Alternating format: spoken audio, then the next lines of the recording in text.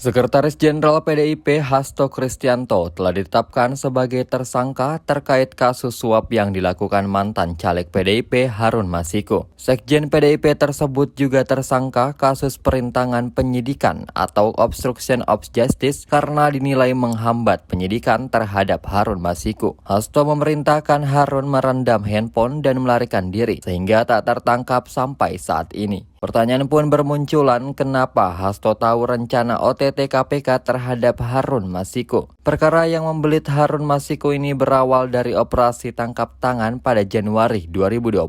Kala itu KPK menangkap Wahyu Setiawan selaku komisioner Komisi Pemilihan Umum atau KPU. Novel Baswedan yang waktu itu masih bekerja sebagai penyidik di KPK mengetahui perjalanan kasus ini. Menurut Novel, Hasto dan Harun Masiku menjadi target OTT sama seperti Wahyu Setiawan. Namun karena perbuatan Firly Bahuri yang saat itu menjabat Ketua KPK membuat Hasto dan Harun Masiku lolos dari operasi senyap KPK.